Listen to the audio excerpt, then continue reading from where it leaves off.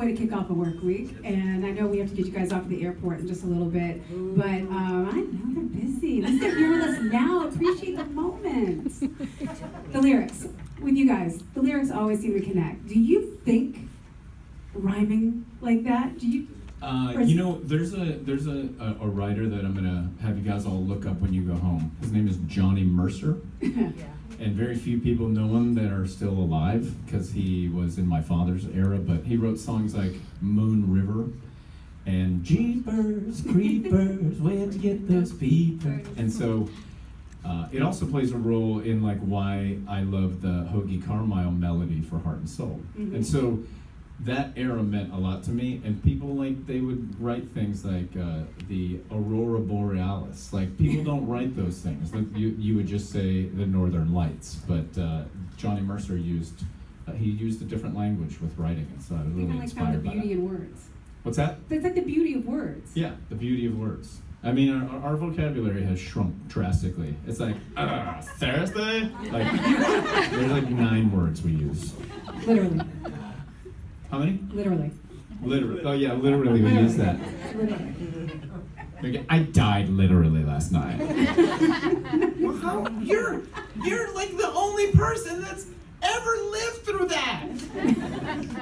Literally. How many, this is a crazy question, how many songs do you think you've actually written in your head that you wished you could get down, but maybe lost bits and pieces along the way? Well, when I was a kid, this is true. I would get in the shower and sing this, and then I would listen to the radio and be like, "Oh my God, Michael Jackson stole my shit." There is a camera in this bathroom. I would like really believe people were taking my melodies. I've been through a lot of therapy for it, but It worked out well. yeah. So we were discussing the new album a little bit earlier on. Now that you hear, the single on the radio, people don't realize how long a life a song has. That song's been out for over a year almost. Play that song? Yeah. Oh yeah, and it's like the little song that could. It just keeps going. It's a crazy little thing because, in my world, you kind of start in this little corner and then you work your way to a bigger corner. Like your radio station is a very important big pop station, so that's never our first avenue. We have to earn those stripes, and so here we are a year later, and you're finally playing our music. Please have this conversation over there.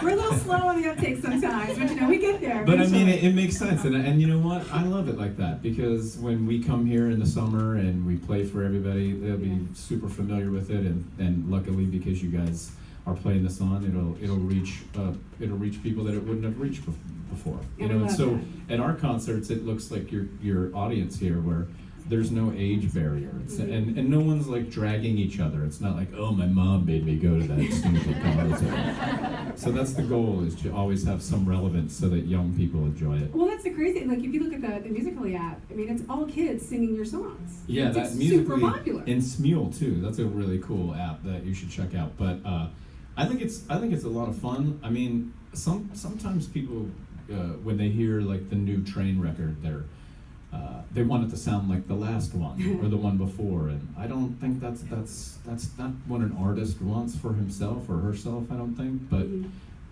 maybe one day I'll just write the same record over and over again. Hey, some people do. Well, I mean, I don't know who does, but I don't want to do that. Well, good. Thank you, because we love the song. Can you play?